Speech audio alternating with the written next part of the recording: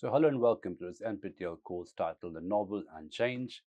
We are looking at Mary Shelley's novel Frankenstein. We begin to wind up our reading of the novel. And what we're doing with this particular text is that we're studying the text and the context together.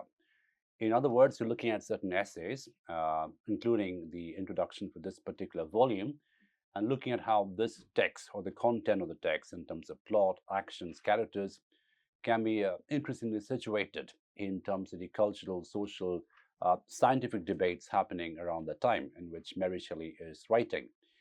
And one of the things that we keep talking about in this study is how the novel Frankenstein finds really interesting and renewed resonance in the techno-scientific culture we live in today, particularly in relation to, let's say, advances in biotechnology, bioscience, biogenetics, and also artificial intelligence, algorithms, right? So all these different contemporary scientific debates and the the interplay of euphoria and paranoia that we see happening around these debates really make us remind and remember Frankenstein as a really interesting literary text which seemed to anticipate there's different tensions around culture and science at different points of time.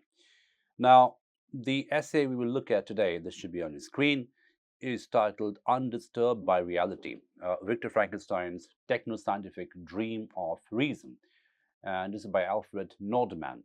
Now, we have already talked about how there is this dream and aspiration, or even hubris, you might use the word, on a part of Victor Frankenstein to create this order of science, create this order of technology, which will transcend, which will be sublime, and which will transcend the normal order of creation and procreation and reproduction.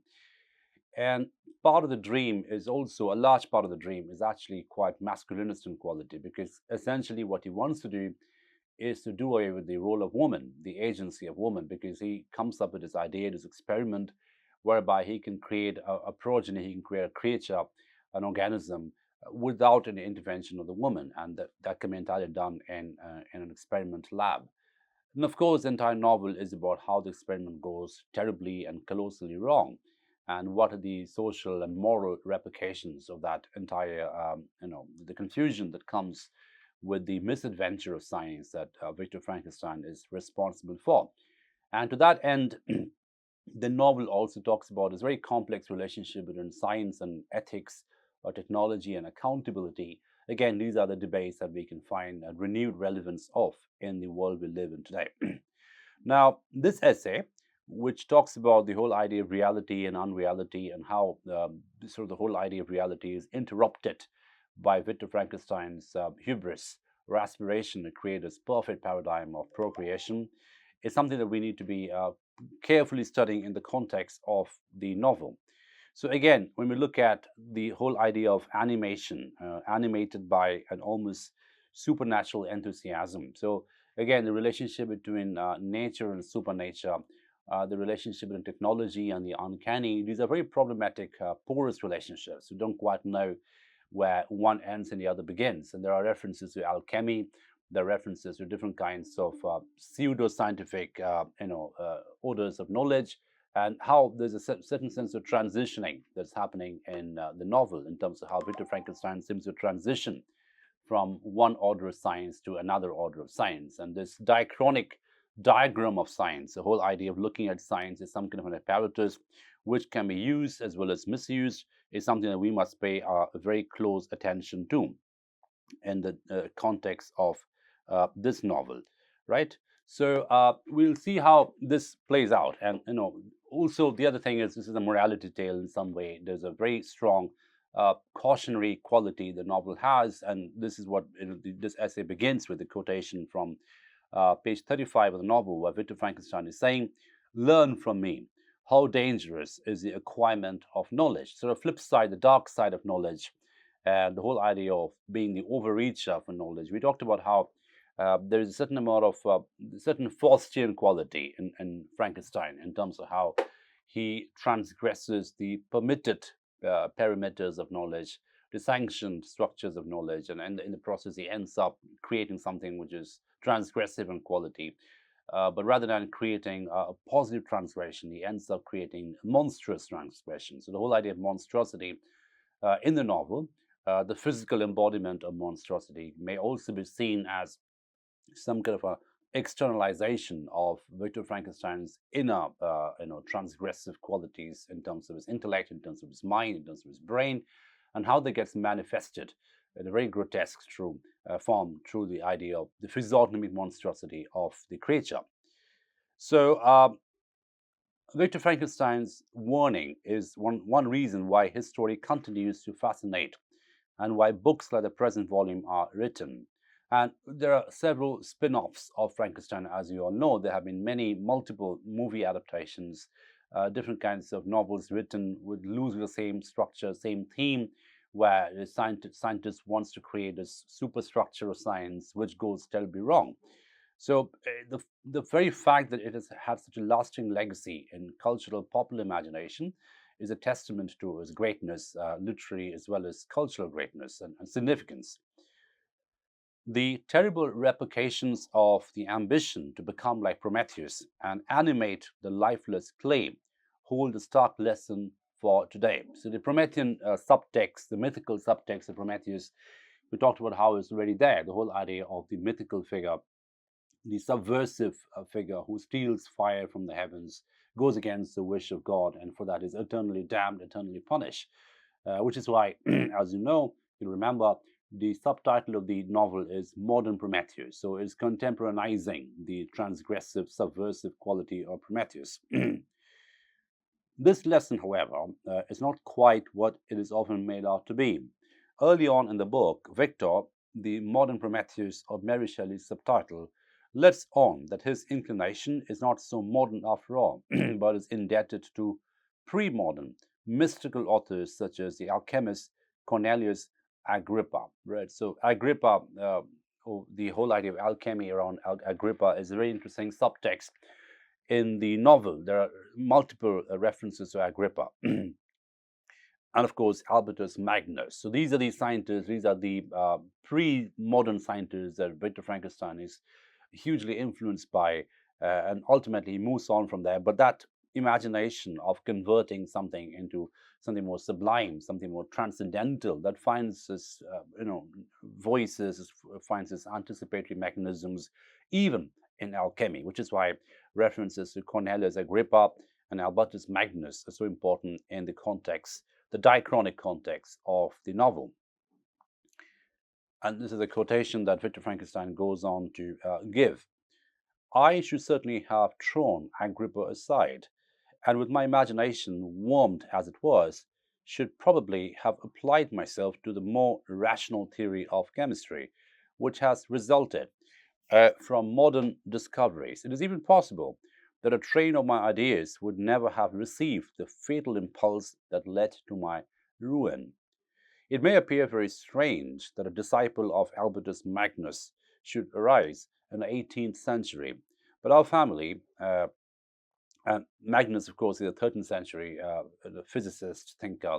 So the idea of Magnus coming back in the 18th century is itself very, very strange. That's something that Victor Frankenstein is acknowledging. But our family was not scientifical. I had not attended any of the lectures given at the schools of Geneva. My dreams were therefore undisturbed by reality, and I entered with the greatest diligence into the search of the philosopher's stone and the elixir of life. So, in a very interesting way, this passage shows the disconnect that Victor Frankenstein has with contemporary science. So, because his family was not very scientifically oriented, he wasn't really up to speed in terms of what was happening in contemporary science. So he was very much still drawing on the pre-modern scientific templates, including one of Agrippa, including one of Magnus. So alchemy plays a very important role. The whole idea of the elixir, which can convert, stone into gold, and the whole idea of transcending material reality, mundane material reality, into some form of sublimity. So all these forms of imagination were heavily influencing him in his pursuit of knowledge. And one of the reasons why this is happening, as Victor is acknowledging over here, is because it was disconnect from his contemporary debates of science, the contemporary debates in materialist science, which obviously had no place for alchemy by that time.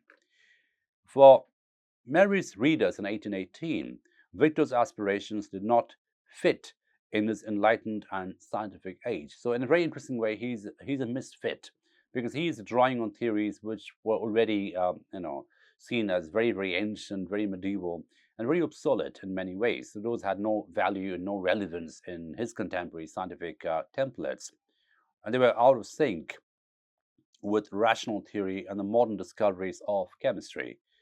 So the creature is not a product of modern science, and yet we fancy Victor as a mad scientist in a laboratory filled with fumes and sparks from modern apparatus. So, in a very interesting way, the cyborg or the robot or whatever you want to call this organism is created not by modern science but by some pre-modern scientific templates and theories, including one of alchemy, including one of which is founded by people like Albertus Magnus and Cornelius Agrippa, which theorists and scientists who are already debunked by the time Victor Frankenstein appears, by the time Mary Shelley is writing her novel.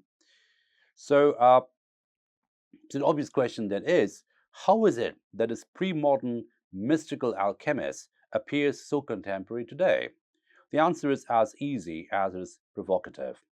Perhaps today's Frankenfoods and Frankenmaterials are not the products of modern science either, but a return to alchemical dreams of reason, right? So there's this ancient dream, ancient alchemical dream where you can turn something into something better, something more sublime, something more transcendental.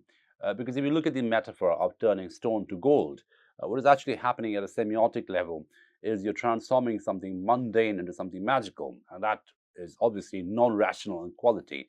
But yet this irrationality is exactly what informs Victor Frankenstein's desperate desire to create a sublime creature, the sublime structure of organic living and breathing and procreation, which wants to break away in a very transgressive way from the rational morality, the rational sequence of science that he is finding himself situated in. So in that sense, he's undisturbed by reality, because the reality of his time will not permit or will not acknowledge alchemy as anything scientific or even possible in a pragmatic way. So undisturbed by reality, they are animated by almost supernatural enthusiasms. If you look at the vocabulary over here, animated by supernatural enthusiasm, something outside of science, something uncanny, something which is not really within the purview of pragmatic science, which is why the whole idea of undisturbed by reality becomes so metaphorically significant. Indeed, Mary's novel suggests not only that magic and alchemy preceded science, but also that science can infuse and revive their pre-scientific ambitions. Right? So magic, alchemy, which was seen as things or functions or situated outside of science, will suddenly become important because they seem to carry the promise of infusing and reviving some very, very ancient pre-scientific ambitions, creating life out of nothing, creating more sophisticated material out of a mundane material, and so on and so forth. Victor's teacher, M. Waldman, points him in that direction when he portrays modern science as a rite of passage that will allow Victor to reclaim the alchemist's desire to bestow animation upon lifeless matter. In and of itself, the world of science is a disenchanted world with causal knowledge about the arrangements of facts. But before and beyond the enlightened and scientific age lies a rather more magical world, enchanted and animated, but almost unlimited powers. So this whole idea of unlimited, really connects it interestingly with the whole transgressive aesthetics and Victor Frankenstein's scientific imagination, where he's not really bound by or connected or roped in by the rational templates of science. Rather, he's inhabiting a landscape which is completely untethered, unlimited, and limitless. And the limitlessness of Victor Frankenstein's ambition is, in a very interesting way, pre-scientific or pre-modern in quality, because it's not really corrupted by rationality. It's not really corrupted by Enlightenment logic. So, and this is M. Waldman, who was Victor's teacher, advising him about the differences between older scientific methods and contemporary scientific methods. The ancient teachers of this science, said he, promised impossibilities and performed nothing. The modern masters promise very little. They know that metals cannot be transmuted and that the elixir of life is a chimera. But these philosophers, whose hands seem only made to dabble in dirt and the eyes to pore over the microscope or crucible, have indeed performed miracles. They penetrate into the recesses of nature and show how she works in her hiding places. So again, if you look at the vocabulary over here, it's very masculinist. Nature is feminized and essentialized and exoticized. And the entire male logic, male intellect is instrumentalized, almost weaponized, one may say, in order to navigate nature's hiding places and finding out or demystifying nature in a way which also indicates a sense of taming nature, right? So the whole vocabulary over here is very masculinist, and indeed one may say there is a degree of violence about this as well, and very voyeuristic, in a sense that it's peeping into nature and finding out how she walks in her hiding places, quasi-erotic, quasi-voyeuristic, and also very, very masculinist. They ascend into the heavens and they have discovered how the blood circulates and the nature of the air we breathe. They have acquired new and almost unlimited powers. They can command the thunders of heaven, mimic the earthquake, and even mark the invisible world with its own shadows, right?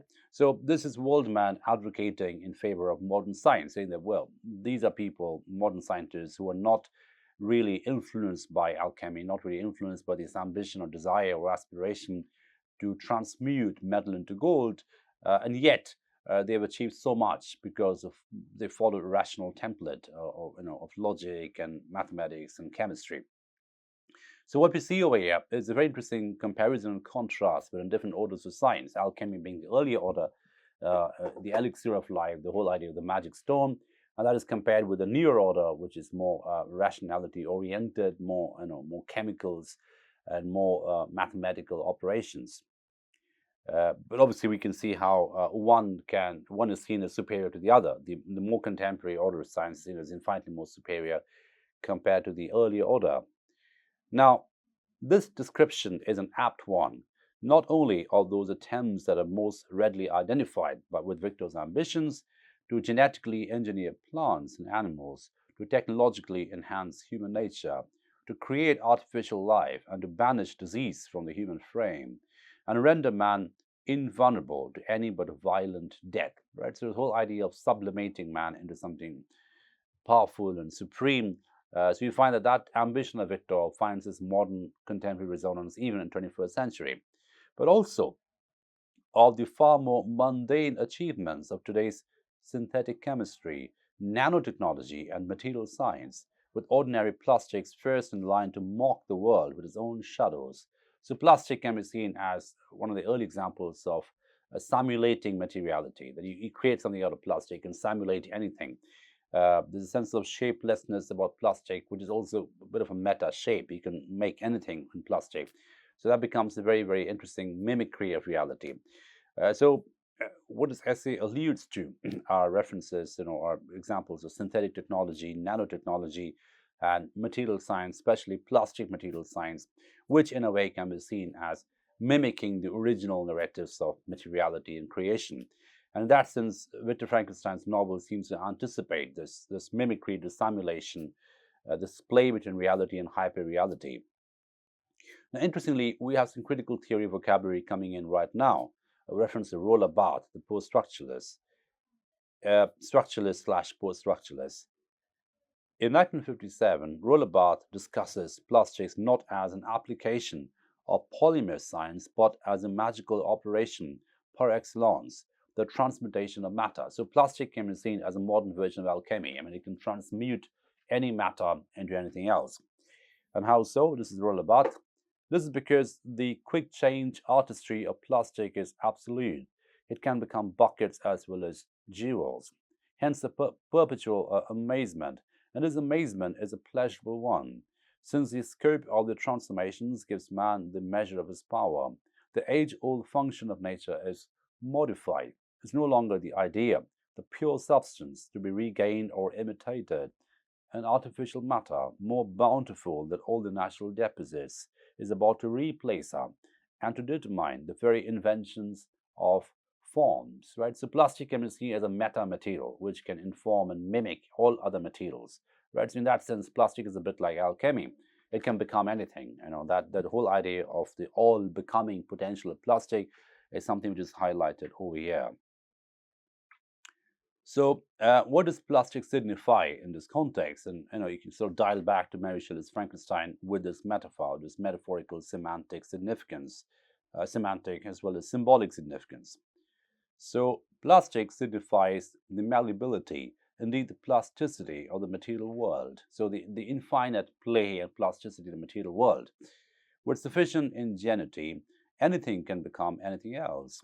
The wealth of natural forms is mocked by the unbounded inventiveness of designers. And the words of nanotechnologist Gerd Binnig, we are witnesses and shapers of a second generation, a second creation. So this becomes some kind of a second creation. Plastic becomes the elixir in a certain sense, the meta substance, the meta material through which anything else can be created. So the second order of creation may be achieved through plastic. So this is a quotation from Binnig. We have to become familiar with the idea that there is nothing inferior about dead matter. All the wonders of the world are contained, for example, in a stone. And as all the laws of nature and thus all the possibilities that can emerge from them are reflected in it.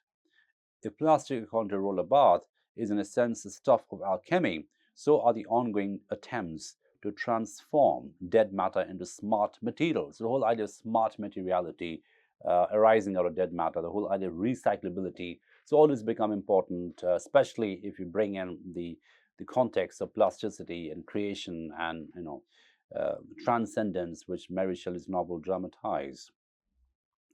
So the ongoing attempts to transform dead matter into smart materials and to declare that dirt repellent coatings make for self-cleaning surfaces and to teach refrigerators to report back to us about milk going bad and eggs running low. So the whole idea of smart fridges, smart refrigerators, things which can report back about the quality of food.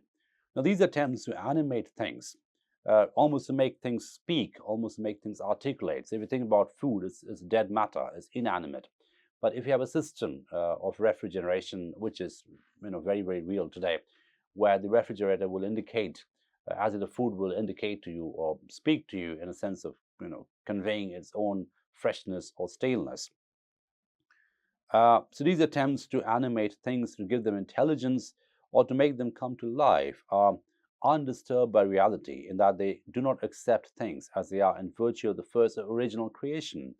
They instead make things subject to a second creation, presumably of our own making. So the whole idea of smart technology, you find that the whole idea of articulating or communicating or connecting to the human subject indeed makes a very interesting reading because it is some kind of a second creation, which is departing as well as continuing from the original creation, right? Where the gap between or the difference between animate and inanimate begin to blur away. So in that sense, Frankenstein may be seen as a very interestingly post-humanist novel because the ambition that Victor Frankenstein has is to create a transhuman order, something transcendental, something sublime, something superior. But in the process, it fails. And the failure of Frankenstein is exactly what makes him and the novel a very, very postmodernist text, where the difference in rationality and irrationality between organic and inorganic begin to blur away. So realities of little worth. Now we come to the sort of value of reality. So how do you ascribe value? What is the relativistic framework that is used to ascribe and attribute values to real materials? Mary's tale is not one of modern science. On the contrary, it tells the limits of science and dreams, the dream of technoscience, a dream that gains power in the plastic world of Franken materials. Science is that theoretical knowledge produced by those who seek to describe or represent the world and are aided to this quest by technology, right? So the whole idea of science may be seen as a pursuit of knowledge, pursuit of truth. And technology is a hardware of science in a certain sense. If science is a software at an epistemic knowledge level, technology is a hardware through which that the aspiration is achieved, the material apparatus. So the person who pursues the sciences is Homo depictor, right? Someone who represents, the representer. Technoscience is technological knowledge produced by those who seek to control how things work together and are aided by theory in this effort. The person who pursues technoscience is Homo faber, the maker, right? So we have the man, the maker, man, the depictor, man, the representer. They all come together in very interesting ways. Especially when it comes to technoscience, because we talk about technoscience as an amalgam, an assemblage between technology and the abstraction of science, and this interplay and assemblage and entanglement, what you will, between abstraction and entanglement, abstraction and materiality, is exactly what makes Frankenstein a very, very important novel. Because we have seen already how the creature that Victor Frankenstein creates, the organism he creates, is also very cognitively advanced.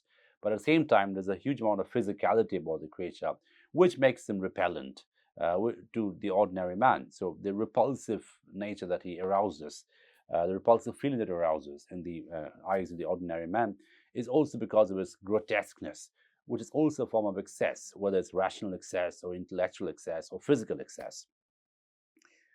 Science seeks to understand the world to the extent and in the ways that humans can comprehend it. So science is basically the epistemic apparatus through which we navigate knowledge, the knowledge apparatus through which we navigate reality around us. Because the human mind is limited, science is essentially modest. The transmutation of matter and the making of gold from base metals are not in its agenda. So it limits itself to pragmatic pursuits. Scientists are not interested in creating the philosopher's stone to transform lead into gold or the elixir of life. It was very different, says the crestfallen Victor, when the masters of the science sought immortality and power. Such views, although futile, were grand. But now the scene has changed. The ambition of the inquirer seems to limit itself to the annihilation of those visions on which my interest in science was chiefly founded. I was required to exchange chimeras of boundless grandeur for realities of little worth. Now, I stop at this point now because what we see here is a form of unknowing, undoing as well as unknowing. So Victor has to unlearn and unknow a lot of things that he inherited, a lot of things that he was intellectually gravitating towards, right? And instead, he needs to resituate himself in contemporary debates about science, which does away with alchemy, which does away with the whole idea of elixir and transmutation, and instead focus more on chemical reactions, focus more on the sequential chemical movements of atoms and energy and all the rest of it. Now, that dichotomy between pre-modern science and modern science is interesting because that is a gap that is inhabited by the quote-unquote monster, which is something which will continue in the next session. But what we see here is Victor Frankenstein's dilemma, intellectual dilemma between about situating himself in his debate around science is itself some kind of a fault line on aporia, aporia being that moment which cannot be passed, that point which cannot be passed. So in a very interesting symbolic way, the monstrosity in Frankenstein is also aporetic in quality. It cannot be given a name. It cannot be called anything ontological. It cannot be defined by any ontological limit.